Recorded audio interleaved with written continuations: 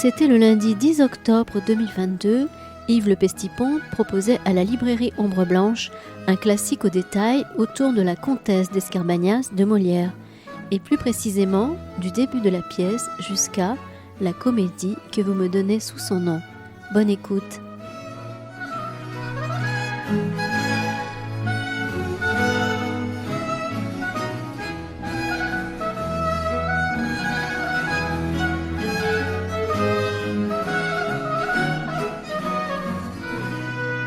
Dans le classique au détail, c'est cette série que beaucoup d'entre vous connaissez, dans lesquelles depuis plusieurs années on essaie d'expliquer, autant qu'on peut le faire, des textes littéraires français du XVIe au XVIIIe siècle. Et donc, parmi les textes bien connus, il y a Molière, c'est vraiment ce qu'on appelle un classique, c'est le classique par excellence.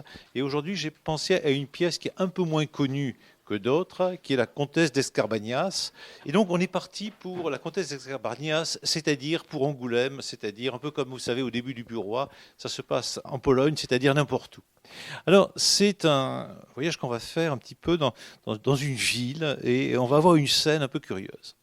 La comtesse d'Escarbagnas, c'est une pièce qui est jouée pour la première fois de manière assez particulière, pas avec exactement ce texte-là, un 2 décembre. Le 2 décembre, vous savez, c'est une date très importante puisque c'est la date de la bataille d'Austerlitz par anticipation et aussi celle de la mort de Valéry Giscard d'Estaing. Mais là, on est le 2 décembre 1671. Que se passe-t-il et pourquoi cette affaire? Donc en 1671, ça fait une dizaine d'années que Louis XIV est effectivement roi. Il était roi depuis plus longtemps, mais donc il a vraiment pris le pouvoir en 1661 avec cette formulation, on connaît bien, l'État c'est moi, que peut-être il n'a pas prononcé, mais en tout cas il devient vraiment le roi qui dirige vraiment la politique de la nation. Donc ça fait 10 ans que ce jeune roi, il est très jeune, il a une trentaine d'années, est effectivement complètement roi de France et il dirige absolument tout la politique de la nation. Première chose, donc on est au début du règne et un début du règne qui s'annonce splendide sur toutes sortes de plans artistiques, intellectuels, scientifiques et aussi militaires. Louis XIV qui a des côtés un peu de Poutine s'apprête à envahir. On va voir que la pièce est tout à fait d'actualité. La Hollande, qui ne n'a pas fait grand-chose, mais qui l'énerve un petit peu. Et donc, dans l'année qui va suivre, eh bien, va se jouer la guerre de Hollande, dont il est question dans ce passage-là. Et on a les premières informations, les bruits, les fake news, etc. Enfin, tout ça circule, la presse, comme aujourd'hui, exactement pareil. Hein, voilà. C'est un des aspects d'actualité de Molière. Il a écrit, non pas en 1671, mais je crois hier matin, ou peut-être même ce matin, en écoutant France Info. Voilà le trait particulier de Molière. Alors en 1671, donc, Louis XIV est jeune roi, il a encore une quarantaine d'années de règne devant lui, donc il a du temps. Le château de Versailles n'est pas construit, c'est juste une espèce de cabinet de chasse. Cependant, il vient de se produire et il va se produire un événement important qui justifie la pièce dont il est question. Il s'est produit l'année précédente la mort de Henriette d'Angleterre. Alors Henriette d'Angleterre, elle est surtout célèbre parce que Bossuet a fait un sermon très connu sur la mort d'Henriette d'Angleterre, dans lequel on connaît au moins une phrase de Bossuet, « Madame se meurt, Madame est morte ». Voilà. Alors Henriette d'Angleterre, qui était-ce? C'était la fille de Charles Ier d'Angleterre que Louis XIV avait imposé à son grand homosexuel de frère, Philippe d'Orléans, d'épouser. Et il lui avait dit, en gros, tu vas épouser un tas d'os. Enfin, il avait une formulation encore pire, voilà. Mais quand il voit arriver la princesse Henriette d'Angleterre en France, il l'avait vue simplement quand elle avait 12 ans à peu près. Elle était fort jolie et il l'a trouvée très jolie lui aussi. Et bon, on murmure que peut-être, enfin bon, entre eux, il s'est passé des choses. En tout cas, voilà, elle était absolument charmante, apparemment. Philippe d'Orléans, malgré ses goûts pour un tas de jeunes gens dont il était entouré, a fait ce qu'il fallait pour lui faire un certain nombre d'enfants, dont celui qui deviendra plus tard le régent. Mais d'un seul coup, elle meurt en 1670. Alors certains ont murmuré que c'était déjà l'affaire des poisons. Probablement, elle est morte de mort subite. Alors il y a plusieurs hypothèses là-dedans. Et donc, Philippe d'Orléans est veuf. Hein, voilà, il est jeune lui aussi. Hein, il est comme le roi. Il faut bien qu'il ait une femme. Et donc, puisqu'on avait trouvé une femme anglaise, c'était pas mal, c'était un bon coup. Mais on pourrait trouver quelque chose d'autre de l'autre côté. Et donc, on va trouver une princesse allemande qui va être la princesse Palatine. Alors, la princesse Palatine, elle est effectivement allemande, elle parle un français un peu lourd, elle n'est pas très jolie, mais elle est exceptionnellement intelligente et elle va ensuite composer d'ailleurs une œuvre littéraire de ces jours. On va travailler un petit peu peut-être ici sur les lettres de la princesse Palatine. C'est un des grands cerveaux du XVIIe siècle, des grands cerveaux féminins. Bon, il y en a, hein, voilà, il y en a beaucoup au XVIIe siècle, qui sont des princesses parfois, et pas toujours des princesses, et pas toujours des gens de l'aristocratie. Et donc, Philippe d'Orléans épouse la princesse Palatine, et donc il faut faire des fêtes, évidemment, des fêtes considérables. Et Louis XIV veut que ça soit vraiment, qu'on oublie la mort d'Henri d'Angleterre, qu'on passe à des alliances du côté allemand, qui est tout à fait important. Enfin, c'est pas l'Allemagne à l'époque, c'est donc tout un tas de principautés lesquelles Louis XIV joue sans arrêt. On va dire vraiment un peu comme Poutine, joue avec les uns et les autres à l'occasion. Enfin voilà, il n'est pas très sympathique, Louis XIV, véritablement, en matière de politique étrangère. Et donc, il a l'idée de faire travailler ses meilleurs artistes, comédiens, etc., dans les lieux où effectivement on peut jouer.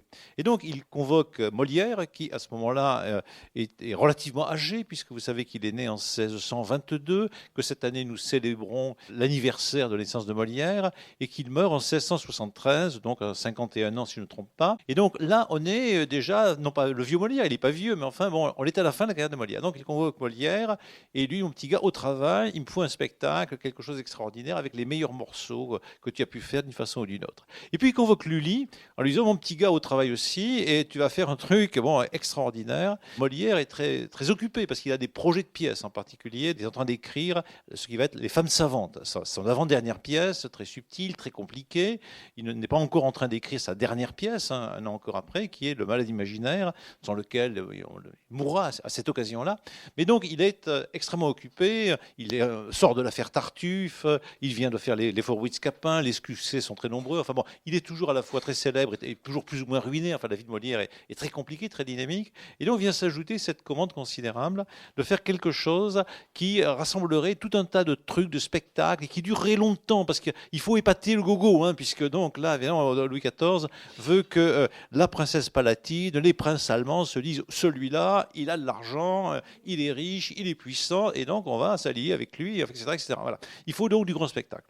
Et donc ce grand spectacle, Molière a l'idée de rassembler effectivement toute une série de ballets, de spectacles, et de donner une unité à cela avec Lully, le musicien Lully. Ça va s'appeler le ballet des ballets. Et donc l'idée, c'est, on va faire une sorte de comédie un peu rigolote. L'an dernier, enfin il y a 2 ans, je mets à la place de Molière, j'ai fait Monsieur de Pourceaugnac. Donc Monsieur de Pourceaugnac, c'est un type ridicule avec un nom, voilà, Pourceaugnac, voilà. Gascon, c'est nous les Gascons, voilà. Et on a pu remarquer l'autre jour avec Patrick Dandré que tout le monde revendiquait, y compris du côté de Réalmont, on était à Mazamet, tout le monde revendiquait d'être à l'origine de Monsieur de Pourceaugnac, voilà, c'est assez curieux. Donc bon, quelque part, il est du Sud, il est bien ridicule, il va à Paris, tout le monde se moque de lui. Et donc ça a été un grand succès parce que bon, se moquer d'un provincial ridicule, bon, pour les Parisiens, ça reste toujours une partie de plaisir. Nous-mêmes, nous moquons parfois des Ariégeois ou autres, qui seraient les Belges qui n'auraient pas trouvé l'Espagne. Enfin voilà, c'est assez classique. Et donc là, il y a un ressort comique bien connu. On va se moquer du provincial, un peu rustique, etc. On l'a fait avec Monsieur de Pourceaugnac. On pourrait le faire avec une dame, la comtesse d'Escarbagnas. On voit très bien que le nom est ridicule. Il y a plusieurs hypothèses quant à l'origine de ce nom. Marquis d'Escar, Bénias. Enfin bon, il y a plusieurs hypothèses. Il y a plusieurs patelins qui revendiquent là aussi d'être ridiculisés par Molière. C'est très bien. Et donc l'idée, c'est, je vais raconter l'histoire de la comtesse d'Escarbagnas, ridicule comme pour Pourceaugnac, exactement pareil, mais au lieu de propulser la comtesse à Paris, en fait, elle revient de Paris, elle revient à Angoulême, et là, hyper snob, comme elle a passé 2 mois à Paris, elle sait tout, la manière dont on parle, les robes, etc. Enfin voilà, bon, elle a été sur Facebook pendant 15 jours et tout ça, voilà, elle est parfaitement au courant, et elle donne des ordres débiles aux petits serviteurs qu'elle a, les laquais et autres, et évidemment, il y a tout un tas de gus dans le coin, un notaire, un mauvais poète, tout ça, qui ont tous envie de la rencontrer, de lui faire la cour, elle se moque d'eux, ils se moquent d'elle, etc. Tout ça est parfaitement ridicule, mais l'idée de Molière, c'est de faire tout ça, qui est une sorte de reprise de Monsieur de Pourceaugnac, à part qu'on se déplace en province et qu'au lieu d'avoir un homme, on a une femme, mais l'idée, c'est qu'un personnage, qu'on va voir ici, Cléante, a pour mission, pour gagner du temps, on va dire, de faire un spectacle pour la comtesse d'Escarbagnas. Et donc, à Angoulême, il va donner effectivement une vaste pastorale qui permettra pour lui de gagner du temps. Alors l'affaire est un peu la suivante. Ce jeune homme, Cléante, est amoureux évidemment d'une jolie fille, jeune, qui s'appelle Julie. Simplement, les parents sont un peu en opposition, un peu comme les Montag et les Capulet dans la pièce de Shakespeare, mais enfin, c'est moins violent. Donc, il n'est pas tout à fait possible qu'ils s'épousent rapidement. Donc, il faut gagner un peu de temps. et Julie a l'idée un peu perverse, il faut le dire, à mesure que Julie est évidemment absolument coquine, enfin voilà, elle est terrible Julie, a l'idée de demander à son amoureux de faire la cour à la comtesse d'Escarbagnas, ce qui permet de gagner du temps, parce que pendant qu'il fait la cour à la princesse d'Escarbagnas, ses parents ne pensent pas qu'il est amoureux d'elle, c'est-à-dire de Julie, hein, véritablement. Et puis en plus, elle va s'amuser vraiment pas mal, puisque elle est maligne, etc. Et elle va regarder la comtesse d'Escarbagnas vraiment ridiculement croire qu'elle a un amoureux qui est un jeune homme, etc. Comme évidemment la comtesse est un peu cougar, enfin comme tout le monde, voilà, bien entendu, elle est très ravie. Et évidemment, ça donne un certain nombre de scènes où la comtesse d'Escarbagnas croit qu'elle a un amoureux jeune, évidemment, le joli Cléante, et puis Julie, par côté, rigole un peu, parce qu'évidemment, tout ça est évidemment un peu ridicule. Voilà le contexte de cette pièce. Donc, on est au début du règne de Louis XIV, enfin ça fait 10 ans qu'il est effectivement le roi, il y a une politique nationale qui est guerrière, hein, qui se prépare. Molière est extrêmement célèbre à ce moment-là, en tout cas disons dans les gens qui s'intéressent au théâtre, à la cour, disons à Paris. Donc on attend la nouvelle pièce de Molière, hein, voilà tout ça. On est dans un contexte de grand spectacle et la pièce effectivement va être jouée pour la première fois le 2 décembre 1671 avec ce système de ballet et tout ça. Et Molière va la reprendre en fait 6 mois plus tard, au début de l'été suivant, 1672. Alors, cette fois-ci, ça sera avec une autre idée. Il n'y aura plus les ballets immenses, enfin, les grands spectacles. Ça sera une pièce de théâtre, effectivement, avec un petit peu de musique tout de même. Mais cette fois, la musique sera plus de Lully. Elle sera de Charpentier, le fameux Marc-Antoine Charpentier, qui est à ce moment-là un jeune musicien prometteur. Alors Molière se dit, on prend un jeune et puis on y va, quoi. Voilà. Et on change de Lully. Enfin, c'est aussi un peu le plan comme ça, c'est un peu compliqué. Et la pièce va être jouée avec une autre pièce qui s'appelle Le mariage forcé. Et l'un et l'autre, ça fait deux farces, de choses très très drôles, qui vont permettre de faire un spectacle qui aura beaucoup de succès et qui sera un des derniers grands succès de Molière, puisqu'après il y en a un autre, hein, qui est Les femmes savantes, et puis un autre encore qui est Le malade imaginaire. Et cette pièce a été continuellement jouée depuis, moins jouée que d'autres, moins étudiée à l'école, parce qu'effectivement elle est très brève. Elle est éditée après la mort de Molière, dans le texte qu'on a là, en 1682, dans une édition un peu particulière, en fait, que j'ai chez moi, j'ai oublié de l'amener. Il y a une très, très jolie gravure, mais simplement dans l'édition, il y a une chose un peu particulière, il y a écrit acte 1, alors qu'en fait la pièce ne comporte qu'un seul acte, enfin, donc en fait pas d'acte du tout. Je crois qu'il y a 7 scènes ou 8 scènes, je ne sais plus très bien. Et donc l'histoire, c'est donc la comtesse d'Escarbagnas est tournée en ridicule devant le poète local qui est déjà une sorte de trissotin, devant l'érudit du coin, devant évidemment le jeune Cléante qui est censé être amoureux d'elle et tout et tout. Et puis on gagne ainsi un peu de temps et à la fin on apprend, miracle, que les deux familles se sont réconciliées et que donc le mariage entre Cléante et Julie est possible. Hein, voilà, on est sauvés. Ouf, c'est une comédie. Alors là, j'ai pris, non pas des passages où il y a la comtesse d'Escarbagnas, qui sont des passages, on va dire, de farce, hein, qui amènent vraiment à rire, elle est vraiment complètement idiote, enfin voilà, elle est snob, etc. Bon, c'est Madame Verdurin en pire, enfin, vous voyez, on connaît très bien la comtesse d'Escarbagnas, elle existe toujours. J'ai pris le début, qui est très, très étrange par rapport à cela, qui est beaucoup plus proche de Marivaux, qui est du très, très, très, très grand théâtre, on va voir, et qui d'un seul coup nous plonge dans l'actualité d'aujourd'hui, c'est-à-dire les fake news, les histoires de guerre et compagnie. On a du grand théâtre, c'est-à-dire qu'avec Molière, on a à peu près l'inverse de ce que font des metteurs en scène, enfin des auteurs de théâtre parfois aujourd'hui metteurs en scène. Il y en a une, par exemple, une jeune femme qui prétend nous expliquer longuement dans une pièce qui s'appelle Ceci est mon corps, comment elle est devenue homo. Bon, très bien, on est très intéressé. Chez Molière, c'est pas du tout l'égoïsme du spectacle de moi, le narcissisme de mon aventure à moi. C'est d'un seul coup des personnages, mais c'est surtout le monde entier qui apparaît. Et là, on va voir qu'en 30 lignes de théâtre, il y a le monde entier qui apparaît, les rapports hommes-femmes, la perversité féminine, la bêtise masculine, la manière de draguer les hommes, enfin tout ce qu'on veut, voilà. Et on se dit, ah ben on peut arrêter, c'est génial. On a déjà toute une pièce de théâtre en une page, et c'est le grand spectacle du monde, on va dire la comédie humaine. Loin d'avoir donc quelque chose qui est de l'autofiction, on a le paysage immense du monde. Hein. Et voilà, on va voir ça, c'est très drôle et c'est très curieux. Julie le vicomte. Donc on a presque l'impression au XVIIIe siècle avec Valmont, Marivaux, des gens comme ça. Bon, on y est. Hein. Vous allez voir, c'est vraiment écrit au XVIIIe siècle en fait. C'est aussi écrit au XXIe siècle.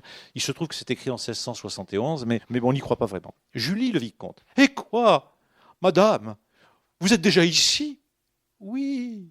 Vous en deviez rougir, Cléante.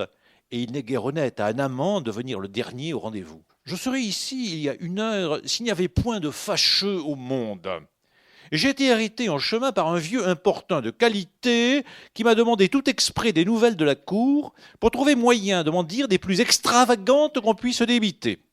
Et c'est là, comme vous savez, le fléau des petites villes, que ces grands nouvellistes qui cherchent partout où répandre les contes qu'ils ramassent. Celui-ci m'a montré d'abord 2 feuilles de papier, pleines jusques aux bords d'un grand fatras de balivernes qui viennent, m'a-t-il dit, de l'endroit le plus sûr du monde. Ensuite, comme d'une chose fort curieuse, il m'a fait avec grand mystère une fatigante lecture de toutes les méchantes plaisanteries de la Gazette de Hollande, dont il épouse les intérêts. Il tient que la France est battue en ruine par la plume de cet écrivain et qu'il ne faut que ce bel esprit pour défaire nos troupes. Et de là, s'est jeté à corps perdu dans le raisonnement du ministère, d'où j'ai cru qu'il ne sortirait point. À l'entendre parler, il sait les desseins du cabinet mieux que ceux qui les font. La politique de l'État lui laisse voir tous ses desseins et elle ne fait pas un pas dont il ne pénètre les intentions. Il nous apprend les ressorts cachés de tout ce qui se fait, nous découvre les vues de la prudence de nos voisins et remue à sa fantaisie toutes les affaires de l'Europe. Ses intelligences même s'étendent jusque en Afrique et en Asie, et il est informé de tout ce qui s'agite dans le conseil d'en haut du prêtre Jean et du grand Mogol. Vous parez votre excuse du mieux que vous pouvez, afin de la rendre agréable et faire qu'elle soit plus aisément reçue. C'est là, belle Julie, la véritable cause de mon retardement. Et si je voulais y donner une excuse galante, je n'aurais qu'à vous dire que le rendez-vous que vous voulez prendre peut autoriser la paresse dont vous me querellez. Que m'engager à faire l'amant de la maîtresse du logis, c'est me mettre en état de craindre de me trouver ici le premier, que cette feinte où je me force n'étant que pour vous plaire. J'ai lieu de ne vouloir en souffrir la contrainte que devant les yeux qui s'en divertissent, que j'évite le tête-à-tête avec cette comtesse ridicule, dont vous m'embarrassez, et en un mot, que ne venons ici que pour vous. J'ai toutes les raisons du monde d'attendre que vous y soyez. Nous savons bien que vous ne manquerez jamais d'esprit pour donner de belles couleurs aux fautes que vous pourrez faire. Cependant, si vous étiez venu une demi-heure plus tôt, nous aurions profité de tous ces moments, car j'ai trouvé, en arrivant, que la comtesse était sortie, et je ne doute pas qu'elle ne soit allée par la ville se faire honneur de la comédie que vous me donnez sous son nom. Voilà ce que c'est qu'un grand génie du théâtre. Et donc tout est parfait, tout est excellent, tout est drôle, tout est tellement effrayant en même temps, évidemment. La bêtise du fâcheux, la fatuité de l'amoureux, la perversité coquine de la dame, la galanterie du monsieur. Et donc cette magnifique perversité, alors là c'est du Super Marivaux, voire Marquis de Sade, quand elle lui dit à la fin, si vous étiez arrivé un peu plus tôt, on aurait eu 1 heure pour s'amuser un peu. Alors là, bon, enfin, vous projetez le film, faites ce que vous voulez, enfin voilà. Et donc c'est coquin en diable, évidemment, et de rire et de rigoler, etc., avec plein de niveaux à l'intérieur de cette comédie qui contient le mot comédie. Et donc, on a du théâtre dans le théâtre qui s'annonce, qui se prépare. On a donc une scène qui se passe à Angoulême. Juste avant, on nous dit, je ne peux pas photocopier la didascalie, la scène est à Angoulême. Alors Angoulême, pour quelqu'un de Paris, pour le public qui est là, Angoulême, c'est Trou-sur-Bled. Ça aurait pu être Périgueux, c'était pareil. Ça aurait pu être Pamiers ou je ne sais pas quoi, c'était pareil. Donc au XVIIe siècle, on est à l'époque de Louis XIV extrêmement fier d'être parisien quand on joue. Alors Molière n'était pas comme ça, parce que Molière a traversé la France un peu dans tous les sens. Il parlait fortement occitan, par exemple. Il connaît bien les pays, mais il connaît aussi son public. Son public, c'est un public parisien. Et donc dire Angoulême, bon, peu importe, ça signifie ridicule. Voilà à peu près. Alors il y a les Gascons qui sont ridicules, et il y a les Normands qui sont vraiment ridicules. Vous savez, chez La Fontaine, certains renards gascons, d'autres disent normands, voilà, il est attiré par des raisins mûrs apparemment, qui sont en une treille, c'est le renard et les raisins. Donc il y a 2 paquets de vraiment ridicules, les crétins, vraiment, on va dire des Alpes, à part que c'est la Normandie, voilà, et puis les vaniteux, les prétentieux, voilà, c'est les Gascons, et la Escarbagnas, comme pour Sognac, c'est les Gascons, voilà, on est dans ce paquet. Donc la scène est à Angoulême, peu importe. Et là, Angoulême, cependant, et c'est ça le talent, entre autres, de Molière comme de La Fontaine, c'est qu'ils savent très bien que tous les Gascons ne sont pas nécessairement gascons. Quand La Fontaine se rend à Limoges, dans le Limousin, vous avez un texte de La Fontaine qui s'appelle « Voyage en Limousin ». Il arrive à Limoges, et là, il va manger chez l'évêque du coin, qui est d'ailleurs l'oncle de Madame de Lafayette. Et là, il trouve des Limousins qui sont extrêmement subtils, intelligents, qui sont des curés, des érudits, etc. Et même des femmes qui sont assez jolies. Et donc tous les Limousins ne sont pas Limousins, c'est-à-dire idiots, enfin tout ce qu'on peut imaginer. La Fontaine sait bien que tout en tout est divers. Et La Fontaine, et Molière aussi, ce n'est pas parce qu'on est à Angoulême que tous les gens d'Angoulême doivent parler comme les chevaliers du fiel. Et donc, en effet, à Angoulême, il y a bien quelque chose comme Julie, qui est très maligne, très éduquée, naturellement très jolie, et Cléante, qui, quant à lui, évidemment, est un homme qui est à Angoulême, on ne sait pas très bien pourquoi, mais qui pourrait très bien être à la cour. Donc, à Angoulême, tous les gens d'Angoulême ne sont pas des gens d'Angoulême, on va dire, style chevalier du fiel, enfin, ce genre de blague, d'un goût un petit peu douteux. Et donc, on est à Angoulême, mais tout Angoulême n'est pas Angoulême. Enfin, voilà, c'est-à-dire l'idée qu'on se fait d'Angoulême. Et donc, qu'est-ce qu'on a? Le vicomte, donc, qui est donc un petit noble, en fait, voilà. Et quoi, madame, vous êtes déjà ici? Le théâtre commence aussitôt. C'est des mots qui n'ont de sens que dans ce qu'on appelle, quand on est un peu cuistre et linguiste, les conditions d'énonciation.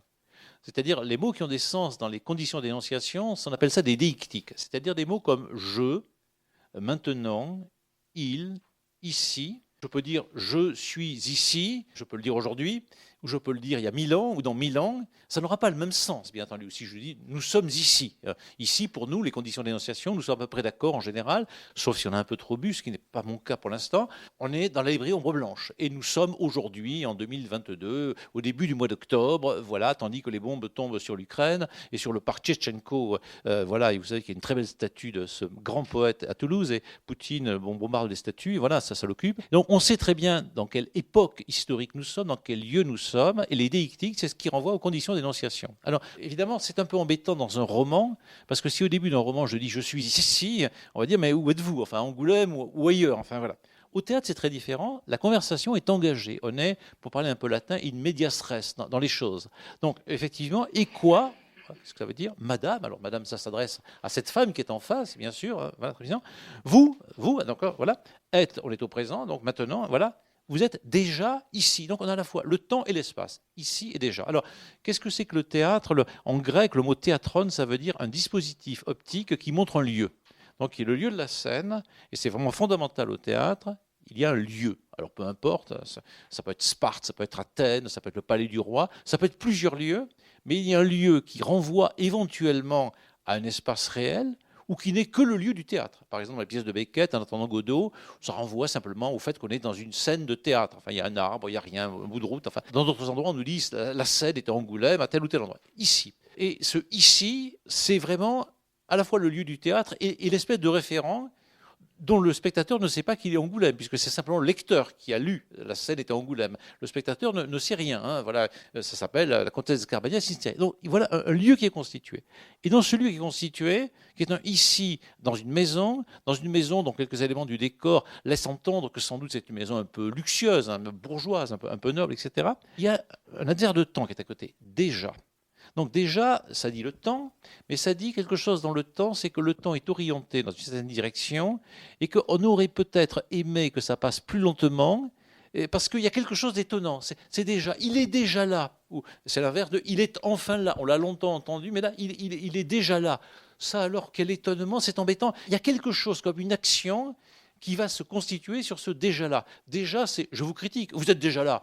C'était pas la peine de venir si tôt, voilà. Mais qu'est-ce que vous avez fait pendant que j'étais pas là et pourquoi vous êtes déjà là? Et donc, il y a, dans le temps, lié à l'espace, ici, déjà une action qui est voilà. Et évidemment, une sorte de reproche. Et donc, Cléante n'est pas exactement galant, si on se dit que la galanterie consisterait à dire à Julie, Madame la marquise, que vous avez de beaux yeux, que vos amours me font mourir de yeux, etc. Vos yeux d'amour, vous savez, comme le bon gentilhomme prétend le faire avec une dame. Voilà. De ce point de vue, j'avais composé pour Radio une petite blague, une sorte de première phrase qui s'appelle la première phrase d'une déclaration d'amour, où j'essayais d'imaginer la difficulté qu'il y a à dire une première phrase de déclaration d'amour. Qu'est-ce qu'on va dire? Voilà, c'est pas si évident que ça. En tout cas, ça ressemble pas vraiment à une déclaration d'amour. C'est plutôt un reproche. Donc, il y a une tension. Il y a quelque chose qui nous dit ces deux-là, peut-être, qu'on voit bien sur la scène, qui sont jeunes, qui sont jolis garçons et jolies filles, il y a entre eux du conflit. Et donc, s'il y a du conflit, c'est super. Il va y avoir quelque chose qui va se passer. Donc, ce n'est pas un homme soumis, ce n'est pas un homme objet, ce n'est pas un homme déconstruit par Sandrine Rousseau ou par une autre. C'est un homme qui pique.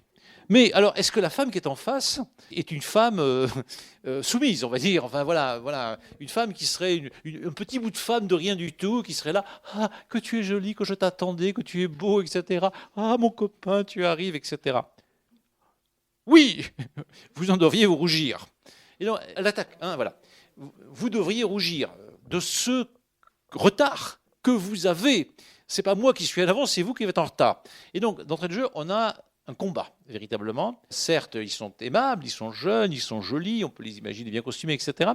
Mais la dame est à l'auteur exacte de l'homme, du point de vue du statut, disons, moral, intellectuel. Elle parle aussi bien, elle a autant de toupet, elle a autant de méchanceté, si on veut, peut-être autant de désir. Et donc là, c'est un des traits très forts du XVIIe siècle et du théâtre du XVIIe siècle. Un des traits peut-être, on en parle souvent maintenant, de la civilisation française, c'est cette idée d'une certaine égalité, au moins dans certains milieux, entre les hommes et les femmes. Et on le voit très fortement au XVIIe siècle dans le théâtre. C'est-à-dire que brusquement, d'abord c'est les femmes qui jouent, avant c'était les hommes qui jouaient les rôles des femmes, ce sont des femmes qui jouent. Julie est une comédienne, évidemment, et les femmes, Julie, ici, est exactement du même niveau intellectuel, moral, linguistique, etc., que Cléante, et il est de bon ton, bien sûr, pour Cléante, d'admettre que Julie n'est pas une faible femme, une idiote, etc., etc. Donc Julie est une sorte de Célimène, un peu, pour prendre un nom de personnage de Molière. C'est une femme qui a de la tête, hein, vraiment, qui est jolie, certainement, voilà, de bon milieu, certainement, qui parle bien, mais qui n'a pas du tout envie de se laisser marcher sur les pieds par le Cléante, le petit gars du coin, qui est certainement très joli, qui a une mobilette ou je ne sais pas quoi. Non. Donc vous en devriez rougir, accusation. Donc tu m'accuses, je t'accuse. Cléante. Donc elle le nomme, voilà, donc on a un nom de théâtre. Hein. Cléante n'est pas un nom qu'on donnait au XVIIe siècle. On sait bien que ça veut dire quelqu'un de l'aristocratie, ou enfin de mon milieu en tout cas. Et il n'est guère honnête à un amant de venir le dernier au rendez-vous. Donc elle propose là une accusation fondée sur une maxime.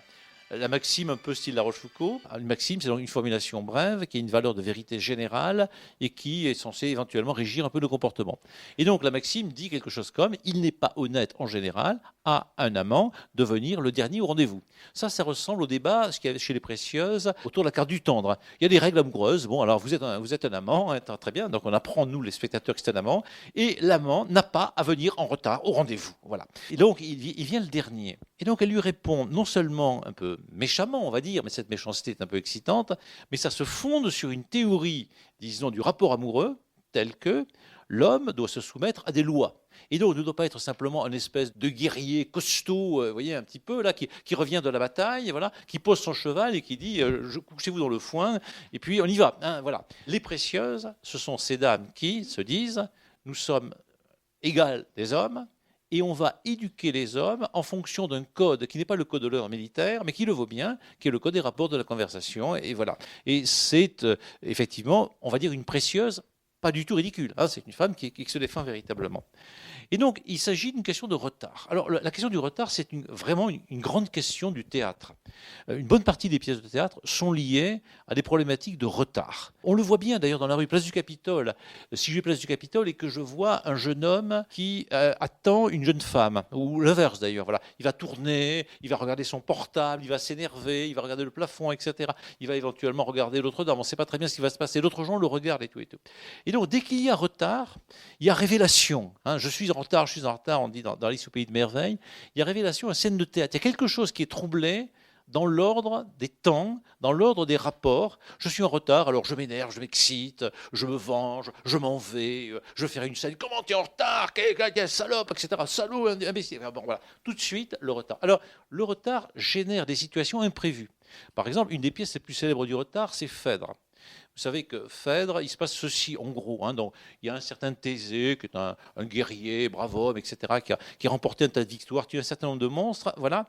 Et puis, il a épousé une femme un peu jeune qui s'appelle Phèdre. Il est parti encore se battre, hein, voilà, tuer quelques monstres par-ci par-là. Malheureusement, pour lui, il se retrouve pas chez lui. Pendant que sa femme trouve que, disons, un certain Hippolyte, qui ressemble beaucoup à Thésée, et qui est son fils, voilà, est un peu sexy, comme elle est vaguement un peu cougar elle aussi. Bon, elle trouve voilà, que c'est pas mal. et puis elle est un peu encouragée, elle finit par faire des aveux. Mais en fait, c'est que Thésée est en retard. Thésée est en retard parce qu'il est parti faire un tour, tuer quelques monstres. On ne sait pas s'il n'est pas mort. En fait, il est avec son copain, Pirithous, etc. Il arrive en retard et au milieu de la pièce, alors que effectivement Phèdre vient d'annoncer à Hippolyte, ce qui est un peu embêtant, qu'elle est amoureuse de lui, ce qui est quand même très gênant parce que bon, c'est quand même le fils de son mari. Enfin voilà. Bon, mais elle peut pas faire autrement. Voilà, elle peut pas. Thésée arrive. Un peu en retard. Et quand il constate le désastre, il se met en colère contre tout le monde, il veut qu'on tue son fils, d'ailleurs il demande à Neptune de tuer son fils, et Neptune effectivement envoie un monstre qui liquide le fils. Et tout ça tient à une question de retard. Certains de mes étudiants me disaient, si Thésée avait eu un portable, il n'y avait pas de tragédie. Parce qu'effectivement, il était prévenu, et voilà, pas de retard, tout va bien, voilà. Mais il n'avait pas de portable, donc le retard. Donc le portable a un rapport avec le retard, ces questions. Alors la question du retard est vraiment une question très importante, enfin un motif très important dans le théâtre, qu'il soit tragique, ou qu'il soit comique. Alors, ça peut être le retard ou l'avance. Il y a pas mal de pièces. Il y a une de Régnard, qui est un contemporain de Molière un petit peu après, qui s'appelle Le retour imprévu. Tout le monde est très content, tout va bien, voilà. Il y en a un qui revient, voilà, et ça crée un problème. Vous avez une autre tragédie du Racine, qui est l'inverse du retard, mais qui est le retour imprévu aussi, c'est Bajazet. Tout le monde fricote du côté de la Turquie, voilà, le sultan, tout ça, bon, tout le monde s'apprête à coup de chant ensemble, à faire des échanges. On est content parce que le sultan est absent. En plus, c'est pas mal, il est être mort. Il est parti du côté, par là-bas, très loin. Mais malheureusement, les nouvelles annoncent qu'il est pas mort. Il arrive. Et donc, il va tuer tout le monde. Voilà. Alors ça, c'est très embêtant. C'est le retour imprévu. Donc, le retour imprévu, c'est tragique. Le retard, c'est aussi révélateur. Ça va être tragique et comique. Enfin, toutes les possibilités. Et donc, c'est un magnifique motif théâtral. Et on va dire aussi le motif de cinéma, bien entendu. Hein, voilà. Je me souviens une fois ici, autrement, je présentais Pierre Bayard, et puis la SNCF encore avait joué de ses tours, c'était merveilleux. Donc, au lieu d'arriver à 18h, Pierre Bayard est arrivé à, je sais pas, presque à 19h pratiquement. Alors pendant 3/4 d'heure, à peu près, j'ai raconté le livre de Pierre Bayard. Et puis à un certain moment, donc c'était bien parce que bon, voilà, on n'avait pas besoin de lui. Puis soudain, il est arrivé, je le connais. Non, il s'est installé au fond, il écoutait ce que racontait son livre, mais les gens ne savaient pas que c'était lui. Et puis soudain, il est apparu, c'était très rigolo, puisque donc le fait, c'était, il apparaissait avec 3/4 d'heure de retard pour cause de train, de SNCF, je sais pas quoi. Et puis bon, voilà, on a continué jusqu'à 20h. C'était très bien. Le retard a transformé effectivement la rencontre qui était, bon, on va dire un peu honorable, en quelque chose de plus théâtral, de plus drôle, puisque son apparition soudain, alors qu'on ne l'attendait plus, rendait la chose comique. Évidemment, ça avait un rapport profond avec l'œuvre de Pierre Bayard. Pierre Bayard est toujours un homme qui déplace les choses dans le réel, tout ça. Voilà. Et donc, en 2 répliques, on a un lieu, ici. On a des personnages, on a un temps et on a une dynamique autour du thème du retard. Et ces deux personnages s'affrontent. Et s'affrontent, mais on sent bien que ça ne va pas être la guerre, ils ne vont pas s'entretuer. Ce sont des jeunes gens, ils sont jolis, etc. On est dans la galanterie, un peu excité. Et à l'arrière-plan, il y a la carte du tendre, la galanterie, la préciosité, etc. L'égalité homme-femme, etc.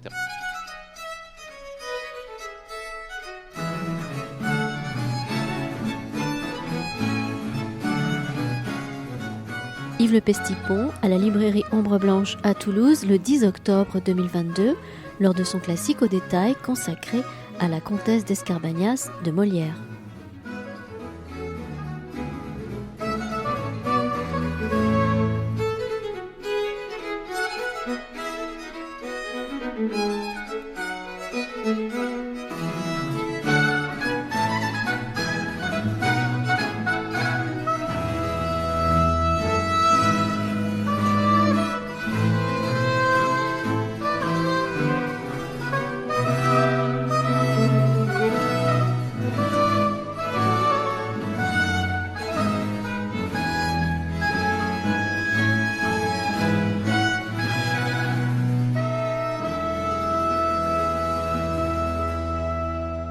Alors que fait-on quand on est un homme et quand on a une jeune femme qui nous séduit naturellement, mais qui ne va pas s'en laisser compter fleurette? Le mieux, c'est de parler, quoi. Voilà, il faut parler. Hein, il faut parler. Il faut surtout pas fuir. Et donc, il va parler et il va raconter une histoire merveilleuse qui peut être fausse, qui peut être vraie. Ça n'a aucune importance. L'important, c'est qu'il parle. Il a une histoire à raconter. J'ai un ami qui dit, dans la vie, l'important, c'est d'avoir des histoires à raconter, n'importe lesquelles, mais d'avoir des histoires à raconter. Et donc, lui, il a une histoire à raconter. Il se trouve que cette histoire, elle va avoir deux plans, parce qu'elle est racontée à Julie, mais comme nous, on est au théâtre, on est en train de voir le théâtre, cette histoire est racontée aussi aux spectateurs, c'est-à-dire nous. Et puis éventuellement au lecteur à travers la suite infinie des siècles, puisque nous vivons 4 siècles après ce récit, et que nous avons une lecture un peu différente de ce récit, puisque nous le lisons à travers, par exemple, les fake news et tout ce qui est là. Et donc ce jeune homme raconte une histoire qui est peut-être vraie, qui est peut-être fausse, et donc il va tenter de justifier son retard. Et assez souvent, avec mes étudiantes, quand j'en avais, j'étais parfois en retard. Et je leur demandais juste une seule chose, c'est de me raconter un mensonge. Mais bien, quoi. Voilà. La raison de leur retard, je m'en fichais. Bon, qu'elles me disent ce qui était généralement un mensonge minable, que le réveil n'avait pas sonné. Non, non, je voulais un mensonge plus intéressant. Hein, voilà. La plupart n'avaient pas de bons mensonges à me raconter. C'est parfois, bon, c'est un peu décevant. Là, c'est peut-être un mensonge, c'est peut-être pas un mensonge. Ça n'a aucune importance. C'est un récit. Et même les récits faux contiennent leur part de vérité, qui n'est pas peut-être la vérité factuelle, mais la vérité sur l'essence de ce qui est raconté. Un bon mensonge est essentiellement vrai, quand même il est faux dans le détail. Si je vous raconte un mensonge, vous vous trompez, ça sera peut-être faux que ce que je vais vous raconter, mais il faut que ça vous intéresse. Parce que si ça ne vous intéresse pas, donc s'il n'y a pas une zone de vérité, véritablement, vous n'allez pas me croire. Donc il faut que ce soit intéressant et que c'est quelque chose de vrai dedans. Et donc voilà ce qu'il nous raconte. Je serai ici il y a 1 heure, donc s'il n'y avait point de fâcheux au monde. Alors le mot fâcheux est un mot de Molière, une des comédies les plus célèbres de Molière, bien plus ancienne que celle-là, s'appelle Les Fâcheux, qui a été jouée par les étudiants à Toulouse dans le projet Molière 2022. Donc qu'est-ce que c'est que les fâcheux? Donc c'est des personnages qui sont pénibles, chiants on dirait aujourd'hui, qui nous cassent les pieds et qu'on rencontre partout. Alors il y a l'amoureuse extravagante, le matamore, le médecin imbécile, l'ancien prof de Cagne qui raconte toujours ses histoires de prof de Cagne, enfin, etc., etc. Enfin voilà. Donc les fâcheux varient selon les époques. Bien sûr, les fâcheux d'aujourd'hui ne sont pas ceux du XVIIe siècle, mais on sait tous ce que c'est que des fâcheux. On les rencontre le lundi, le mardi, le mercredi, etc. Bon, il y a un certain nombre de types de fâcheux. Dans la pièce, les fâcheux, on fait un défilé de fâcheux. C'est un sujet de théâtre amusant, ça peut être les fâcheux, les extravagants, des gens qui circulent un petit peu. Alors Molière reprend ce mot de fâcheux, donc on sait bien ce que c'est qu'un fâcheux, et un fâcheux est quelqu'un qui nous met toujours en retard. Parce que le fâcheux ne serait pas si fâché que cela s'il ne venait entraver la situation dans laquelle on est. Alors, par exemple, on veut faire une déclaration d'amour, tiens, encore cela, à une jolie dame, et soudain, il y a le fâcheux qui vient nous parler de je ne sais pas quoi, de Poutine, par exemple, ou d'autres choses. On n'a pas du tout envie d'entendre parler de Poutine, mais il est là, voilà. Ou alors, il vient nous parler du temps où il était le proviseur du lycée Fermat, ou d'autres choses, ou qu'il dirigeait la librairie Ombre Blanche, ou n'importe quoi. Non, le fâcheux vient nous parler des problèmes de la NUPES, ou des problèmes du Front National, au moment précisément où on a envie de manger des champignons. Voilà. Et donc, c'est un problème vraiment. Donc, le fâcheux est ennuyeux, mais surtout, il vient toujours entraver notre chemin et nous empêcher d'arriver au point. Et donc, il y a une sorte de maxime, et vous voyez que Julie lance une maxime, la maxime c'est « Il n'est guère honnête à un amant de venir le dernier du rendez-vous », et l'autre répond « Je serai ici s'il n'y avait point de fâcheux au monde ». Bon, il y a des fâcheux au monde, et quand il y a des fâcheux, on est en retard. Voilà. Alors, les deux constituent un point de vue de moraliste. Les moralistes ne sont pas des moralisateurs, c'est des gens qui observent les mœurs, donc il y a des fâcheux, il y a aussi effectivement des gens qui sont en retard, et donc on observe véritablement. Donc le théâtre, la situation particulière, se déploie dans une sorte d'universel qui est celui que La Fontaine, Pascal, La Bruyère, Molière et bien d'autres observent, l'universel à partir de ce qui va autour d'eux, c'est-à-dire le monde français, parisien en particulier. J'ai été arrêté en chemin par un vieux importeur de qualité. Et donc commence un récit. Ce récit va se mettre évidemment au temps du passé. Alors, il y a Roland Barthes qui explique que la pierre d'angle du récit, ce qui constitue le récit en littérature, c'est le passé simple. Il y a une formulation un peu célèbre, le passé simple est la pierre d'angle du récit. Alors, c'est vrai pour le récit littéraire, mais là, on est au théâtre. Et on sait bien que le passé simple est un temps particulier, c'est un temps qui n'existe en fait qu'à l'écrit. Sauf quand on veut faire des effets. Nous mangeâmes hier soir, Madame la Marquise et moi, enfin voilà. Mais autrement, on va dire, nous avons mangé, nous avons vu la télévision, etc. Et donc, on emploie le passé composé, ce qu'emploie à l'oral aussi Cléante. Effectivement, on le voit. Il m'a demandé, etc. Il m'a montré, il m'a-t-il dit, etc. L'essentiel du récit est au passé composé. Et puis, il devient ensuite au présent, qu'on appelle le présent de narration, hein, qui renvoie, il sait les, etc. Il nous apprend les ressorts, etc. Il est informé d'eux, etc.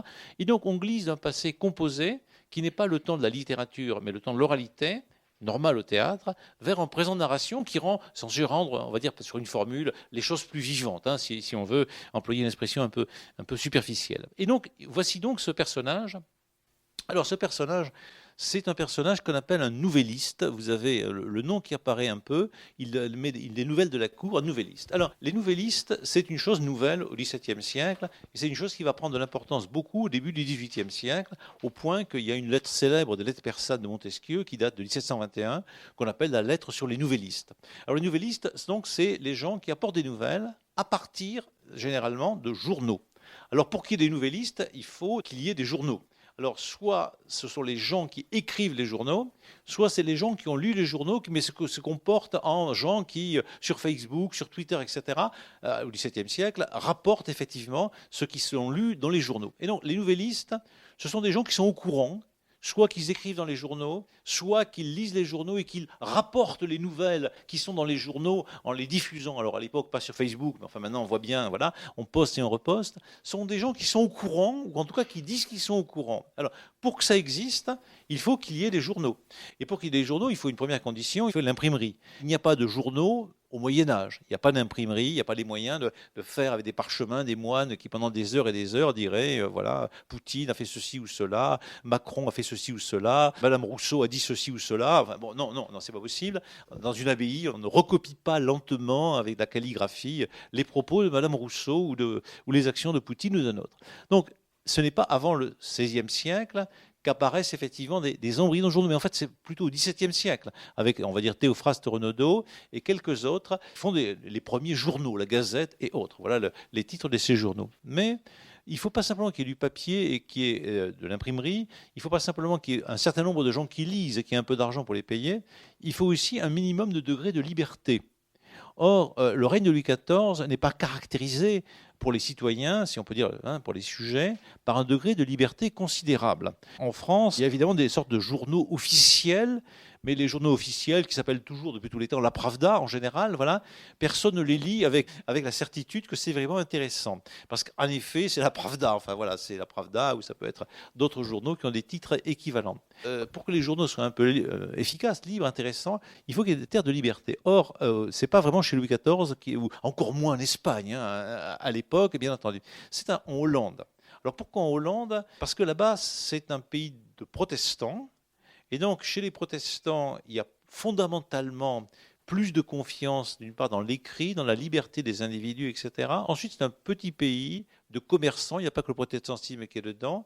Et puis, les Hollandais, ce qu'on appelle les Provinces-Unies à l'époque, ont très envie de faire bisquer les souverains du temps, catholiques en général, pas tous, il y a plein de princes protestants allemands, le pape et compagnie, et donc ils publient un maximum de gazettes en tout genre, dans lequel on met à la fois un mélange de fake news, évidemment, bien sûr, mais aussi de vraies informations qui disent tout un tas de trucs sur ce qui se passe en France, à la cour d'Espagne, chez le pape, etc. Et tout ça, généralement, n'est pas très, très sympathique pour les souverains catholiques, que ce soit le souverain Charles II d'Angleterre, ou que le soit Louis XIV ou autre. Et évidemment, tout le monde désire avoir les gazettes de Hollande. Parce qu'évidemment, lire, vous savez, un peu sous le manteau des informations qui circulent, etc. Alors c'est pareil pour la littérature, on va dire, érotique. Par exemple, les contes de La Fontaine se font éditer en Hollande, parce qu'officiellement, ils sont interdits en France. Mais bon, ça circule, ça va, la frontière est assez facile. Il y a tout un tas de gens qui sont là pour faire les transports. Et donc, les nouvellistes sont très branchés avec ces journaux qui viennent de Hollande et qui donnent un certain nombre de nouvelles. Et là, les nouvelles, autour de l'année 1670-1671, au moment où se joue la pièce, c'est les opérations militaires que s'apprête à faire Louis XIV contre la Hollande. Alors, ça se passe à peu près exactement comme lorsque... Excusez-moi, je suis obligé de parler de Poutine tout le temps. Enfin bon, il fait l'actualité, enfin, un peu désagréable, mais en fait, ça ressemble un peu à l'époque. Donc, vous vous souvenez qu'au printemps dernier, enfin avant le printemps, dans l'hiver dernier, Poutine amassait des troupes un peu partout sur les frontières de l'Ukraine. Et puis, donc, il y avait tout un tas de gens qui disaient c'est pas grave, c'est comme d'habitude, il est sympathique, etc. Quelques gens disaient attention, il va attaquer, voilà. Et donc, on débattait, au fond, on n'en savait rien du tout. Et il y avait ceux qui ont dit qu'il allait attaquer avaient raison, voilà. La même chose se passe en 1671. Louis XIV, on sent bien qu'il veut en finir avec les Hollandais, donc il masse des troupes sur la frontière du nord de la France, etc. C'est pas facile, il faut rassembler les gens, payer les gens, etc., etc. Bon, on le voit. Alors évidemment, Louis XIV dit mais non, pas du tout. Enfin, comme Poutine. Enfin, vous n'y pensez pas. Enfin, voilà, le respect des droits des gens et compagnie et compagnie. Et donc ensuite, évidemment, il attaque la Hollande. Voilà, comme Poutine. Voilà, exactement pareil. Voilà. Et donc pendant l'année 1671, le bruit court que peut-être probablement on Paris, alors les partisans du roi disent c'est très bien, il faut avoir la peau des Hollandais parce qu'ils sont protestants, etc., etc. Les autres disent mais non, ils sont très honnêtes. Enfin voilà, en plus c'est des commerçants, il y a de l'intérêt là-bas. Les grandes affaires se faisaient avec la Hollande, bien entendu. Les capitalistes du temps ne sont pas nécessairement intéressés par la guerre de Hollande. Enfin bon, il y a tout un tas de gens qui en parlent. Donc les nouvellistes, c'est le moment. Alors c'est important de comprendre un peu tout ça parce que le théâtre de Molière n'est pas un théâtre qui est ailleurs que dans l'actualité de son temps. Par exemple, on a évoqué tout à l'heure les Précieuses ridicules. Les Précieuses ridicules, c'est un phénomène des Précieuses des années 1650, 1660. C'est un phénomène que les gens du temps connaissent, que Molière a vu. Ce phénomène, on peut dire, de libération des femmes dans un certain milieu particulier, en tout cas, voilà, de civilisation de l'esprit. Quand il parle des poètes trissotins et tout ça, ce sont des poètes tels qu'ils existent à ce moment-là. Quand il se moque des académiciens, l'Académie française, c'est récent, ça date de 1636. Quand il fait des allusions à la médecine, c'est des allusions à la médecine de son temps précisément, et presque la médecine de pointe de son temps véritablement. Il est question de la circulation sanguine et tout ça, c'est des choses absolument récentes. Donc le théâtre de Molière est un théâtre qui s'adresse à un public qui est au courant de ce qui se passe. Ce n'est pas des paysans du fond du Massif central qui seraient ignorants de tout, voilà. Mais lui-même leur donne des informations et des points de vue sur l'actualité, sur le moment, vraiment. C'est un théâtre de mœurs. Alors ça, c'est une très grande invention de Molière, parce qu'il y a eu des comédies à la fin du XVIe siècle, comme Bradamante ou des choses comme ça, mais c'est des choses qui n'ont pas de rapport immédiat avec l'actualité de ce qui se passe, voilà, véritablement. Là, on a ce qu'on appelle de la grande comédie, enfin de la comédie de grand niveau, en tout cas, si on veut employer notre expression, qui est en lien immédiat avec l'actualité politique, morale, presque érotique, religieuse du temps. Il se met sur des sujets qui font débat. La guerre d'Hollande, ça fait débat à ce moment-là. Il y en a qui sont pour, il y en a qui sont contre. Le pouvoir dit pas encore, non, enfin voilà. Bon, c'est une affaire sur laquelle la NUPES, le Front National, Macron de l'époque ont des avis divers et variés. Et donc, dans le public, évidemment, ça intéresse tout le monde. Et en même temps, en parler tout le temps, qu'est-ce que c'est pénible. Encore une fois, si je rencontre une jolie jeune dame à qui je vais faire une déclaration d'amour et qui est prête à la recevoir sur la place du Capitole, et qu'arrive un fâcheux qui vient me parler de Poutine ou de l'Iran ou d'autre chose, non, c'est pas le moment, j'étais juste sur le point de rencontrer Julie, par exemple. Voilà. Le fâcheux n'est pas nécessairement en dehors du monde. Le fâcheux est dans le monde. Il va parler de l'époque, du problème du moment, du fait qu'il était prof de Cagne dans un lycée qui existe vraiment à Toulouse, etc. Enfin voilà, le fâcheux est lui-même lié à l'époque. Alors qu'est-ce que dit ce fâcheux? Il m'a demandé tout exprès des nouvelles de la cour pour trouver moyen de m'en dire des plus extravagantes qu'on puisse débiter. Évidemment, on connaît bien ce genre de personnage. Je vous demande des nouvelles de vous, de la cour, de ce que vous savez. C'est pas vous qui m'intéressez, c'est pas ce que vous savez qui m'intéressez. Je me fiche éperdument de vous. C'est moi qui ai envie de parler de moi et de ce que je sais, etc. Et donc je vais vous accabler de mon discours, ce que je fais d'ailleurs depuis un petit moment. Voilà, excusez-moi. Donc on a un premier trait, disons, de moraliste bien connu. Donc beaucoup d'hommes ou de femmes n'ont nullement envie de dialoguer avec autrui, n'ont pas du tout envie de faire de la conversation, mais envie de débiter un discours sur ce qu'ils savent. Et donc, ils sont, comme vous savez, on est bien d'accord, vous, Julie et moi, le fléau des petites villes. On ne sait toujours pas que c'est Angoulême, c'est juste un écrit dans la didascalie, mais donc on comprend bien que ça peut être n'importe quelle petite ville ou d'ailleurs, et peut-être que ce n'est pas que le fléau des petites villes. Donc il y a les petites villes et les grands nouvellistes qui cherchent partout où répandre les contes qu'ils ramassent. Là, on se dit, c'est effectivement écrit la semaine dernière ou ce matin, voilà. Quand j'étais sur Facebook, j'ai vu effectivement ce matin encore pas mal de grands nouvellistes qui cherchent partout à répandre les contes qu'ils ramassent. Alors, par exemple, sur l'hydroxychloroquine, etc. Choses comme ça, le grand professeur Raoult, enfin, ce que vous voulez, ou le contraire. Enfin, aucune importance, d'accord. Donc, je vais ramasser un peu partout des nouvelles sur Poutine, sur Raoult, ou sur je ne sais pas qui, ou sur Annie Ernaux, ou pour, contre, enfin, etc. Je ramasse, bon, voilà. Et je débite ça dans un sens ou dans l'autre. Éventuellement, je m'indigne dans un sens ou dans l'autre, ça n'a aucune importance. Que je sois raoutien ou pas, ou anti-raoutien, aucune importance. Donc je ramasse, et aujourd'hui on va dire je poste. Et si vous allez de temps en temps sur Facebook, c'est merveilleux, sur Twitter, la masse des posts de gens qui mettent des trucs contradictoires les uns avec les autres, et qui ramassent effectivement. À l'époque, il n'y a pas encore Facebook, il y a simplement 2 feuilles de papier pleines jusqu'aux bords d'un grand fatras de balivernes. Voilà donc les fake news, les nouvelles qui circulent, etc. Et là, on se moque, évidemment. Mais en même temps, nous, spectateurs, on voit un jeune homme qui est en train de raconter quelque chose qui est peut-être une baliverne à une jeune femme qui, quant à elle, va jouer pendant ce temps. Il y a une version qui est assez jolie de la Comédie Française en ligne, où on voit donc effectivement Julie, qui est une jolie femme, un peu excitante, etc., mais qui se moque effectivement, pendant que l'autre, parce que Cléante est en train de raconter son affaire, elle donne à sentir par son jeu que Cléante ne sort lui-même que des balivernes, bien entendu. Donc Cléante dit qu'un type, un fâcheux, dit des balivernes, lui-même dit des balivernes, qui sont d'ailleurs peut-être charmantes, mais ce sont quand même des balivernes. Donc on a deux théâtres qui sont présents. Il y a le théâtre de la rue à Angoulême, on va dire, où il y a le nouvelliste qui raconte une histoire, mais il y a Cléante qui est en train de raconter qu'un type est en train de lui raconter des histoires. Et troisième théâtre, Julie est en train de regarder, comme nous regardons, nous le spectateur, nous sommes Julie à ce moment-là, Cléante en train de raconter des balivernes d'un type qui raconte des balivernes. Enfin, voilà donc l'espèce de mise en boîte qu'il y a. Vous savez, c'est un peu comme dans les voix de vache qui rit, vous avez une vache qui est dans une vache, qui est dans une vache, qui est une vache. Ici, il y a la comédie dans la comédie, dans la comédie, dans la comédie. Et donc, c'est assez drôle. Mais c'est ce que nous connaissons tous les jours. Tous les jours, nous sommes sur Internet où les écrans se multiplient dans les écrans, et on ne sait plus très bien où on est. Des fois, on mange un sandwich pour oublier qu'on n'est pas sur Internet. Alors, ceci m'a montré deux feuilles de papier. Mathilde dit, alors, ces balivernes, il les tient de l'endroit le plus sûr du monde. C'est comme aujourd'hui, c'est parfait. Voilà. J'ai trouvé sur Internet un site absolument sûr. Par exemple, je me souviens, il y a quelque temps, me promenant dans les rues de Revel, il y avait une manifestation d'anti-vax. Voilà. Le type qui était en tête criait les vaccins ont fait 40 000 morts. Ne croyez pas la télé. Je l'ai vu sur Internet. Je me dis, extraordinaire. Enfin, voilà. Le type, il ne croyait pas la télé, mais il croyait Internet. Voilà. Donc, il le tenait d'une source sûre. Et donc, la source sûre, c'était des sites, voilà, peu importe. D'ailleurs, on aurait pu dire le contraire. Moi, je n'étais pas plus informé que lui. Bon, j'en sais rien. Mais en tout cas, cette ostension qui est faite de la source sûre, qui est un professeur d'université en Hongrie du Sud aurait dit que, un Chinois extraordinaire aurait dit que, etc. Enfin, voilà. Et donc, là aussi, on se dit, 400 ans ont passé, on est toujours au même point, à bien des égards.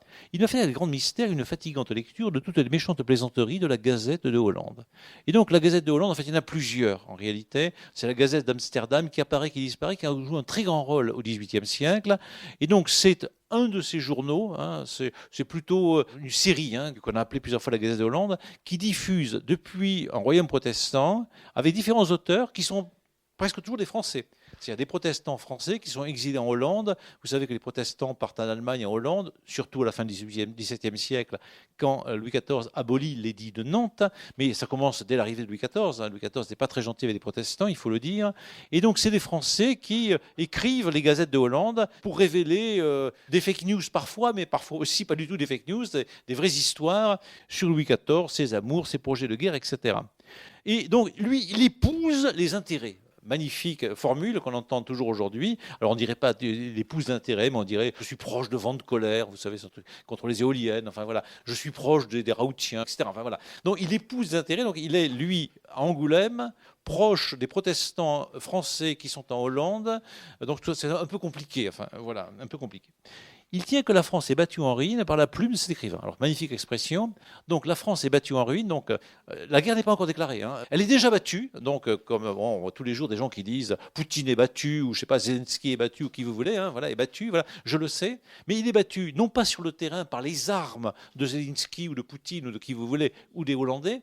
Il est battu par la plume de cet écrivain. C'est-à-dire, effectivement, je peux écrire ce matin, dans une heure, que Poutine est battu, ou que les Iraniens sont battus, ou que je ne sais pas qui, les Américains sont battus, ou que même François Hollande est battu. Je peux écrire ça très vite, mais c'est par la plume de l'écrivain. Et donc, l'humour tient, évidemment, le rapprochement entre la défaite militaire considérable des armées et puis, l'effectivité de la chose, c'est la plume de l'écrivain, pas grand-chose. Et écrivain est évidemment un peu ironique, puisque écrivain est toujours un mot, même au XVIIe siècle, un peu noble. On va dire Annie Ernaux était un écrivain ou une écrivaine, mais là, c'est plutôt un scribouillard. C'est un type qui écrit dans le journal, des choses comme ça. Et qu'il ne faut que ce bel esprit pour défaire nos troupes. Donc, pas besoin de canons, d'armes, de mousqueterie, etc. Le bel esprit de ce monsieur suffit à défaire les troupes du roi de France. Et là-dessus, il s'est jeté à corps perdu dans le raisonnement du ministère. Donc, le ministère, c'est donc, disons, ceux qui tournent autour de Louis XIV. Voilà. Vous savez que Proust aimait beaucoup ce genre de choses, réfléchir sur les raisonnements des ministères. Il observait les plans de bataille pendant la guerre de 14, il faisait plein d'hypothèses, etc. Proust était très nouvelliste aussi. Il adorait lire les journaux, commenter les journaux. Il répond aux journaux à l'intérieur de la recherche du temps perdu. Il dialogue avec les journalistes du temps sur la guerre de 14 ou d'autres choses. Donc, ce fait de lire les journaux, de lire la dépêche du midi, même l'horoscope, etc., c'est pas un signe d'imbécilité, c'est juste que ça devient maniaque, que ça devient un peu terrible. Et donc, j'ai cru qu'il ne sortirait point. À l'entre de parler, il sait le secret du cabinet mieux que ceux qui les font. Donc le cabinet de Louis XIV, par exemple, c'est-à-dire le lieu où, dans le secret de l'État, se réunissent les ministres, voilà, Louvois, des gens comme ça. C'était Louvois qui était chargé de préparer la guerre de Hollande, tout en disant qu'il ne la préparait pas, bien entendu. Ça, c'est normal, comme toujours. Voilà. Donc lui, il y était, il le savait vraiment. Donc on reconnaît des gens que l'on connaît qui sont rentrés dans le cabinet de Jean-Luc Boudin, qui étaient sous la table pendant qu'il décidait ceci ou cela. Enfin, voilà, tout ça de ce genre. Donc ils sont au courant. Alors on a parlé ici des secrets. La politique de l'État lui laisse voir tous ses desseins, et elle ne fait pas un pas dont il ne pénètre les intentions. Il ne fait pas un pas dont il ne pénètre les intentions. On sent un rythme alexandrin qui se promène, on est presque dans du Corneille, etc. Il ne fait pas un pas qui ne pénètre les intentions. C'est d'une noblesse magnifique. Bon, alors évidemment, le comédien peut rendre ça grandiloquent comme il veut. Enfin, voilà, ça peut être presque bouffon ou au contraire un peu discret. Il nous apprend les ressorts cachés de tout ce qui se fait. Vous voyez les rimes intérieures, les ressorts cachés de tout ce qui se fait. Nous découvre les vues de la prudence de nos voisins et remue à sa fantaisie toutes les affaires de l'Europe. Alors là, ça devient comme à la fin des grandes déclarations d'amour de Don Juan, au début de la pièce de Don Juan. Vous vous souvenez que Don Juan commence par expliquer à Sganarelle que lui, il est amoureux de toutes sortes de femmes, bien sûr, mais que s'il existait d'autres mondes, il en serait très content parce qu'il se sent un cœur à aimer toute la terre. Et s'il existait d'autres mondes, il irait jusque dans ces autres mondes. Et ça devient complètement fou. Donc il y a le petit Don Juan, on va dire, voilà, même si c'est un grand homme, qui devient presque fou. Et alors celui-là, donc le nouvelliste, ne se contente pas simplement de savoir ce que pense Louis XIV, donc en France dans le cabinet, mais c'est mieux, ça va plus loin. Ses intelligences même, donc c'est-à-dire ses espions, les rapports qu'il a, etc., les infos qu'il a, enfin tout ça, voilà, s'étendent jusqu'en Afrique et en Asie. Alors, bon, à l'époque, au XVIIe siècle, l'Afrique et l'Asie, personne n'y est allé, personne n'a trop vu ce qui s'y passe véritablement, donc c'est très, très mystérieux. Et dans tout ça, il est informé, donc très moderne comme terme. Être informé, c'est un mot du XVIIe siècle, qui maintenant s'est développé, les informations, les infos, France Info, tout ce que vous voulez. Il est informé de tout ce qu'il s'agit dans le Conseil d'en haut. Alors le Conseil d'en haut, c'est le lieu où le roi est avec ses secrétaires principaux, donc c'est une institution française. Et alors le côté comique, c'est le Conseil d'en haut du prêtre Jean. Le prêtre Jean, on ne sait pas très bien où il est. Alors à l'époque, on pense qu'il est en Éthiopie, que c'est en fait le Négus, véritablement. Donc, bon, c'est par là-bas, c'est loin. Et donc, évidemment, le prêtre Jean n'a pas de conseil d'en haut, qui est une institution typiquement française du XVIIe siècle, voilà, fondée en particulier par Louis XIII et dirigée par Richelieu et que Louis XIV maintient et anime profondément. Donc, le prêtre Jean, on ne sait pas très bien où c'est ailleurs, et encore mieux, alors là on ne sait vraiment pas où c'est, le Grand Mogol. Alors, le Grand Mogol, vous avez une fable de La Fontaine qui s'appelle Le songe d'un habitant du Mogol. Alors, le Mogol, c'est loin, c'est Gengis Khan, ils sont encore plus loin que le prêtre Jean, dont on n'est pas sûr qu'il existe. Donc, lui, il a des informations, non seulement sur l'Afrique et l'Asie, mais sur le prêtre Jean, plus ou moins mythologique, et sur le Grand Mogol, dont on ne sait pas très bien où il est très très loin. Et donc, il sait tout. Et on voit bien que ce personnage est devenu extravagant, véritablement. Alors c'est un des traits du comique de Molière, c'est de nous présenter des personnages qui sont fous. La folie d'Orgon, c'est d'aller toujours trop loin, de croire que Tartuffe est non seulement peut-être religieux, mais qu'il est le plus généreux des hommes, de croire qu'avec la cassette Conaille, on va avoir tous les biens possibles de la terre, etc. Qu'il faut être le bourgeois gentilhomme. Si on a cette possibilité-là, on est sauvé indéfiniment. Que si on réussit à tenir une jeune femme dans une chambre à coucher qui s'appelle Agnès, eh bien, elle va nous aimer. Enfin, la folie, donc, dépasse un peu toutes les limites. Et là, on le voit géographiquement. Alors, c'est extraordinaire puisque ça a commencé par ici. Vous êtes déjà ici. Et à la fin de la troisième tirade, enfin de la troisième intervention, on est du côté du Mogol, on est du côté du prêtre Jean. Et donc, vous voyez ce que c'est que la grande littérature. C'est à partir d'un lieu, ici, la place Pinel, les Bries Ombre Blanche, ce que vous voulez, un lieu limité. Voilà.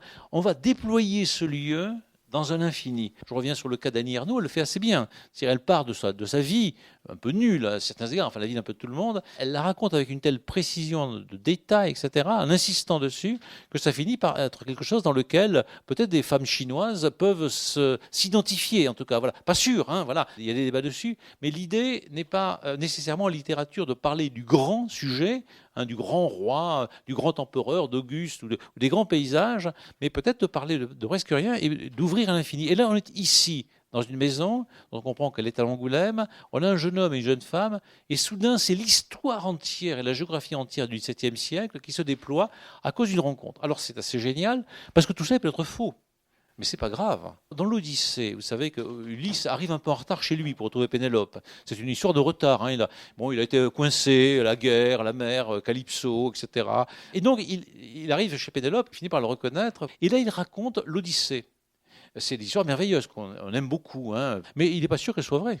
Ça n'a aucune importance, puisque chaque fois qu'Ulysse raconte une histoire, en général, elle est fausse. Parce que c'est un mensonge pour... Il n'y a aucune raison qu'il dise la vérité à sa femme. Pourquoi il dirait la vérité? L'important, c'est que l'histoire est belle, et qu'elle nous plaise, nous aussi. Elle est peut-être vraie, d'ailleurs, c'est possible. Hein. On n'en sait rien, véritablement. Ulysse, c'est l'homme aux mille ruses. Hein. C'est Polyméthis, il est parfaitement rusé. Il raconte ces histoires qui nous plaisent énormément. Elles sont peut-être vraies, elles sont peut-être fausses. L'important, c'est qu'elles sont extrêmement intéressantes, qu'elles apportent énormément de choses à Pénélope elle-même. Et puis, au bout du compte, Pénélope, que ce soit vrai ou que ce soit faux, qu'il ait couché avec Calypso ou avec tel ou tel autre, peu importe, ils se retrouvent dans le grand lit de bois et ils font l'amour, comme le souligne Solers, de manière non hystérique. Voilà, et ça, elle dit, c'est très bien, c'est une des seules histoires qui finissent par une rencontre avec son épouse de manière non hystérique.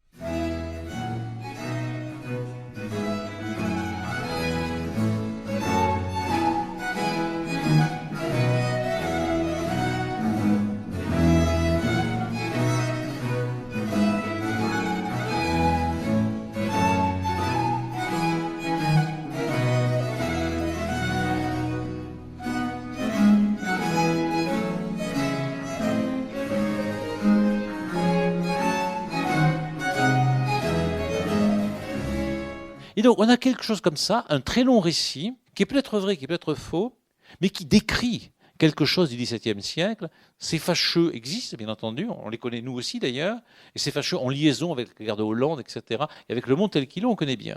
Mais simplement, on est au théâtre. C'est-à-dire que ça ne nous suffit pas d'avoir un beau récit. Ce qui nous intéresse, c'est de voir aussi comment Julie réagit. Alors là aussi, deux possibilités. Où Julie pourrait dire « Ah, mon pauvre garçon, que c'est triste. Moi aussi, j'étais embêté par... etc. etc. Je te comprends bien. Enfin, voilà, ils sont vraiment crétins, Angoulême. Enfin, oui, toujours un truc comme ça, les platitudes de chant. » Non. Vous parez votre excuse, donc vous êtes maquillé, vous êtes masqué, vous me faites du théâtre. Ben, nous sommes au théâtre, mais vous me faites du théâtre, vous parez votre excuse du mieux que vous pouvez afin de la rendre agréable. Donc la vérité importe peu, votre but c'est de me séduire. Alors, l'histoire est pas mal, oui, mais je suis au courant moi, et je m'appelle Julie quand même, et faire qu'elle soit plus aisément reçue. Mais ce n'est pas parce que l'histoire est peut-être aisément reçue que je vous reçois, et donc je me moque de vous, véritablement. Voilà. Donc je vous ai compris, enfin vous savez comme De Gaulle, je vous ai compris, j'ai vu que c'est peut-être vrai, c'est peut-être faux. Et donc évidemment, lui il reçoit 5 sur 5. Il ne tient pas à son histoire. Si le vicomte était un crétin habituel, il dirait « Ah oui, Julie, non seulement il y a eu ce fâcheux, mais il y en a eu un deuxième, et puis il a encore continué à me tenir la manche, blablabla. Blablabla. » Non, il a compris qu'elle a compris que c'est peut-être faux, que c'est bien, mais que ça ne suffit pas. Et donc, il va inventer un deuxième discours. Vous avez une fable de La Fontaine au début du livre 2 qui s'appelle « Contre ceux qui ont le goût difficile ».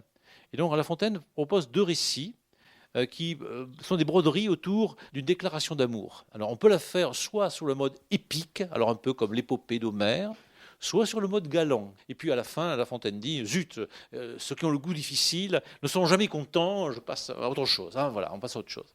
Et donc, on a une variation qui va être dite. Donc, quand on est en retard devant une dame qu'on est censé aimer et qui peut-être nous aime, une possibilité du retard, c'est d'expliquer « J'ai rencontré un fâcheux. » Très bien. Deuxième possibilité, eh bien, c'est votre faute. Culpabiliser. Enfin, vous savez, il y a Kundera qui insiste beaucoup, il y a les accusators. Alors, les accusateurs, c'est ceux qui disent « c'est votre faute ». Donc, il y a ceux qui ne savent pas accuser et qui disent « c'est ma faute ». Et donc, Cléante est plutôt du genre accusator. On l'a vu, c'est la faute à un fâcheux. D'accord, ça ne marche pas. C'est votre faute à vous. Et là, pourquoi c'est votre faute? Alors là, ça devient, on rentre dans ce qu'on appelle parfois la scène d'exposition, c'est-à-dire des informations sur la situation réelle entre ces deux personnes. Jusqu'à présent, ce n'est pas grand-chose. On ne sait même pas qu'elle s'appelle Julie. Et qu'elle est belle, on s'en doute, on la voit. C'est là... Belle Julie. Et là, hop, on est passé sur un autre ton. C'est plus « je serai ici il y a une heure, si ». Non, c'est là, belle Julie. Bon, voilà, c'est là, belle Julie, elle. Enfin, voilà, bon, on y est dedans. Donc, on est dans le ton qu'on appelle au XVIIe siècle galant, et qu'on peut toujours appeler comme ça. La véritable cause de mon retardement. Voilà donc maintenant l'explication. Si je voulais y donner une excuse galante, alors le salaud, il dit « j'ai dit la vérité ». Mais je lui propose une deuxième vérité. Voilà. Alors ça, c'est très malin. Bon, je n'ai pas menti. Il ne faut jamais dire qu'on a menti à sa petite amie, à son épouse, etc. Jamais, jamais, jamais. Non, ça, c'est Bill Clinton, hein, voilà, le pauvre. Hein, voilà. Non, jamais. C'est la vraie cause. Mais j'en ai une autre à vous proposer. Donc un deuxième mensonge est possible. Vous savez, le prince de Guermantes était merveilleux. Bon, il trompait évidemment sa femme. Et donc il a envoyé des petits billets à la princesse de Guermantes. Et alors sur un côté du billet, il y avait écrit ceci: je suis en retard, mensonge suis. Et sur l'autre côté, il y avait le mensonge. Voilà. Et donc voilà, bon, c'est parfait. Voilà, c'est vraiment très bien. Donc ce mensonge number one ne vous suffit pas. Voici une deuxième version, une excuse galante. Donc un autre ton. Un autre ton. Si je voulais y donner une excuse galante, je n'aurais qu'à vous dire que le rendez-vous que vous voulez prendre peut autoriser la paresse dont vous me querellez. Alors c'est merveilleusement dit. Le rendez-vous que vous voulez prendre peut autoriser la paresse dont vous me querellez. On n'a absolument rien compris quand on est les spectateurs. On ne sait pas de quoi ils parlent. C'est entre eux. Qu'est-ce que c'est que ce rendez-vous que vous voulez prendre peut autoriser la paresse dont vous me querellez. Alors la paresse dont vous me querellez, on comprend, c'est le retard que j'ai eu parce que, effectivement, je ne suis pas tout à fait à l'heure prévue. Mais il y a donc un rendez-vous par derrière. Mais quel est ce rendez-vous ? Que m'engager à faire l'amant de la maîtresse du logis, c'est me mettre en état de craindre de me trouver ici le premier. Et donc, encore plus mystérieux, m'engager, donc vous, alors là on est chez Marivaux, vous m'engagez à être l'amant, à faire l'amant plutôt, excusez-moi, de la maîtresse du logis. Donc, on a compris que Cléante, sans doute, il fricotait un peu avec Julie. Mais donc, Julie lui demande de faire du théâtre. Donc, le rôle d'un amant de la maîtresse du logis, dont on ne sait rien pour l'instant. Et donc, on se dit, là, on est dans un club libertin, où est-ce qu'on est ? Qu'est-ce qui se passe dans cette affaire-là ? Voilà. Intrigue, intérêt pour le spectateur, on ne sait pas de qui il s'agit. M'engager à faire l'amant de la maîtresse du logis, c'est me mettre en état de me trouver ici le premier. On n'y comprend vraiment rien. C'est me trouver en état, donc c'est parce que je dois être le comédien que je suis en retard. Pourquoi ? Que cette feinte où je me force, donc feinte, on est maintenant dans un autre vocabulaire, le vocabulaire de La Fontaine, la feinte, etc. Je suis forcé, par qui ? Par vous. N'étant que pour vous plaire, donc c'est pour vous plaire que je suis l'amant de la maîtresse du logis, en tout cas le comédien. C'est pour vous plaire que je fais du théâtre, voilà un peu l'affaire. J'ai lieu de ne vouloir en souffrir la contrainte que devant les yeux qui s'en divertissent. Quelle merveilleuse définition du théâtre. Je n'accepte d'être le comédien que si je fais le comédien pour les yeux qui se divertissent de ce que je suis en train de faire. Voilà. Et donc le comédien dit, enfin en général, c'est pas Molière qui jouait ce rôle-là, le comédien dit, je n'accepte d'être le comédien que si, effectivement, je le fais devant les yeux qui s'en divertissent. C'est-à-dire, évidemment, Julie, dans cette occurrence, le public en général. Et donc, je n'accepte d'être le comédien que si ça fait plaisir, que si ça divertit vraiment des gens que finalement j'aime beaucoup. Évidemment, celle que j'aime, Julie en particulier, mais un public qui est là. Et donc, le théâtre, c'est un plaisir qui suppose le plaisir du spectateur pour que le plaisir du comédien soit là véritablement. Voilà ce qui se dit. On a une réflexion du théâtre sur le théâtre. On ne s'y attendait pas, véritablement, c'est un peu... Bon, on n'a toujours rien compris. Parce que devant qui il doit faire le théâtre ? On ne sait pas. J'ai lieu de ne vouloir en souffrir la contrainte que j'évite le tête-à-tête avec cette comtesse ridicule dont vous m'embarrassez, et en un mot que ne venons ici que pour vous, j'ai toutes les raisons du monde d'attendre que vous y soyez. Que la déclaration est tout à fait galante. Voilà, j'ai lieu d'attendre que vous soyez là. Et on voit apparaître le mot comtesse, ajouté avec ridicule. Et donc ridicule n'est pas la même chose qu'extravagant chez Molière.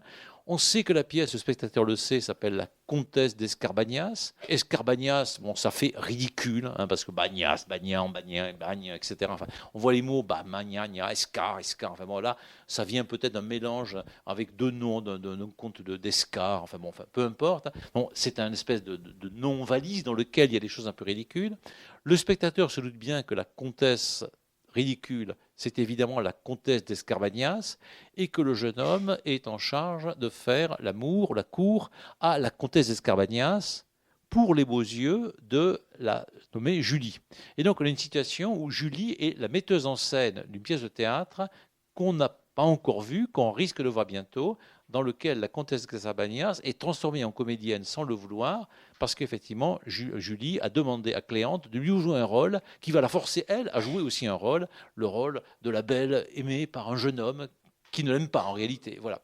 Et donc, il y a un plaisir qui est celui de Julie, un plaisir assez coquin, parce que pour l'instant, on ne sait pas pourquoi Julie a envie que le jeune homme joue ce rôle. pourquoi cette jeune femme, très charmante, etc., demande-t-elle à son amant de jouer un rôle d'un amant devant une certaine comtesse ridicule? On ne sait rien. Perversité, intérêt, bon, on est chez Molière, ça ne peut pas être de la pure perversité, mais quand même, qu'est-ce qui se passe? J'ai toutes les raisons d'attendre, donc ne venons ici que pour vous, ne venons ici que pour vous. Hein, le vers, j'ai toutes les raisons du monde d'attendre que vous y soyez. Ici, on retient sur le lieu, voilà. Et donc, c'est tout à fait parfait.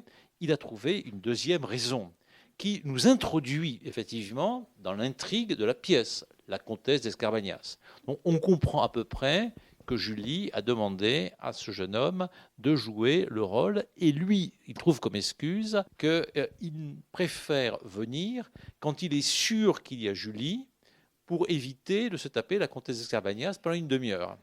Donc c'est une très bonne excuse. Voilà, je pensais qu'elle était là, et voilà, et c'est vous qui y êtes. Réponse de Julie, bien sûr.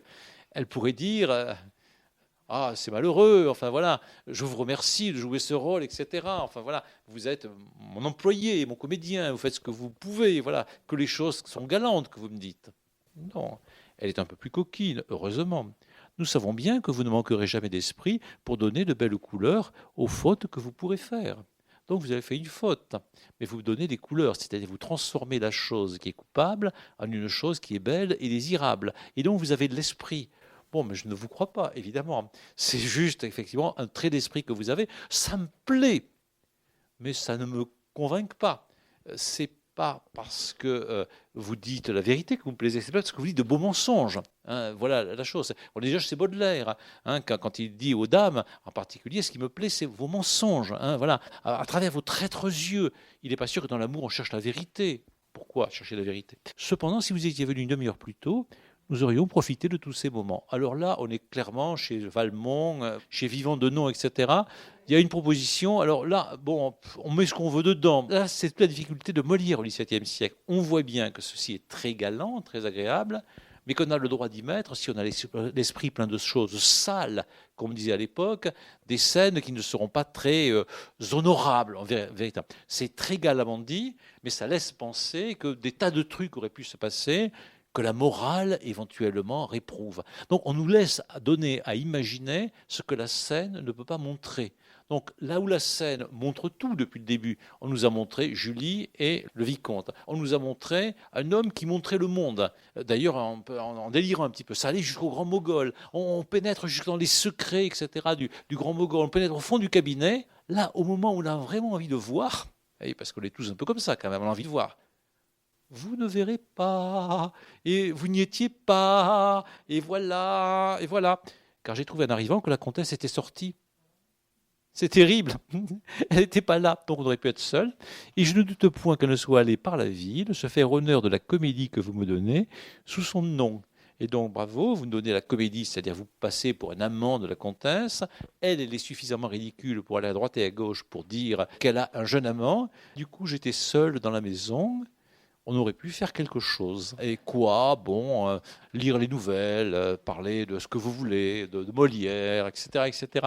Et donc, évidemment, dépit amoureux pour le comte, le vicomte, qui est en quelque sorte battu. Alors, vous voyez, cette scène-là, elle décrit vraiment le monde, à la fois parce qu'il est question du grand Mogol, de la guerre de Hollande, etc., parce qu'il est question des hommes et des femmes, bien sûr, et dans leur rapport, avec une égalité entre un homme et une femme. Hein. La femme n'est pas plus bête que l'homme, elle n'est pas plus honnête non plus. Hein. Voilà, la femme n'est pas plus honnête que le monsieur. Mais le plaisir, c'est pas d'être honnête ici. Hein. Le plaisir, c'est de s'affronter, de se taquiner dans un jeu qu'on va dire galant. Et puis en même temps, cette scène nous montre le théâtre. Puisque donc on est au théâtre, on le sait bien, on a payé notre place, on est voilà au palais, voilà. Mais en même temps, on a des gens qui nous parlent de théâtre, puisqu'il y a une comédie qui est annoncée. Ça sera la comédie qui va faire la comtesse d'Escarbagnas, et puis il va y avoir une comédie dans la comédie, puisqu'ensuite il va y avoir la grande pastorale. Mais aussi, on voit bien qu'il y a un autre théâtre qui est le théâtre, disons mondain, le théâtre qui fait que cet homme et cette femme se jouent une comédie qui n'est pas tout à fait le théâtre au sens où il y a des spectateurs, mais le théâtre du monde, le théâtre dans lequel nous sommes tous quand nous avons des relations amicale, amoureuse ou peu importe, où on ne se dit pas nécessairement la vérité parce que voilà, c'est pas possible, ou parce que le plaisir n'est pas nécessairement de se dire la vérité. Voilà. Et donc on est devant une espèce d'art total. Et vous voyez, on est à l'inverse d'une autofiction. Tout à l'heure, j'évoquais le cas de l'autofiction contemporaine, où on va parfois au théâtre, par exemple au théâtre Sorano, au théâtre Garonne à Toulouse, vous voyez, et où essentiellement on a maintenant des gens qui nous expliquent leur vie. Donc souvent c'est des one-man shows, des one-woman shows, voilà, j'ai fait ceci, j'ai fait cela, j'ai souffert, etc. Papa était méchant, maman m'a torturé, etc. Enfin bon, un truc comme ça, voilà. Je suis devenu homo, ou ce que vous voulez, ou zoophile, ou n'importe quoi.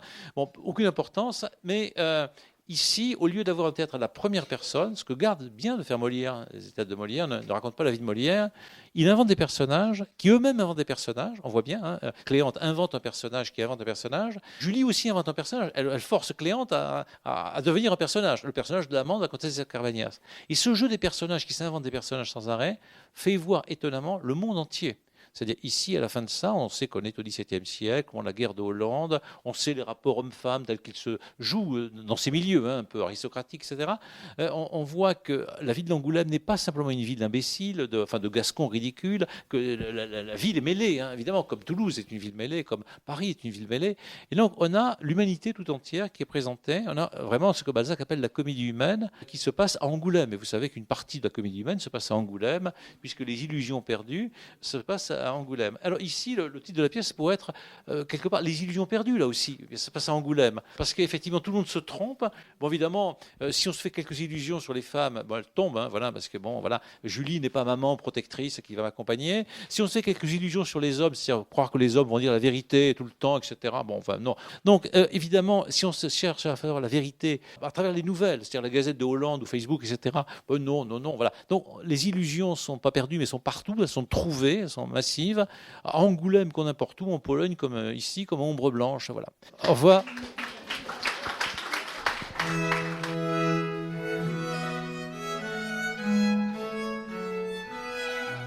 Il s'agissait d'une rencontre à la librairie Ombre Blanche lundi 10 octobre 2022 avec Yves Le Pestipon qui proposait un classique au détail consacré aujourd'hui à la pièce de Molière, La comtesse d'Escarbagnas, et plus précisément du début de l'œuvre jusqu'à la comédie que vous me donnez sous son nom.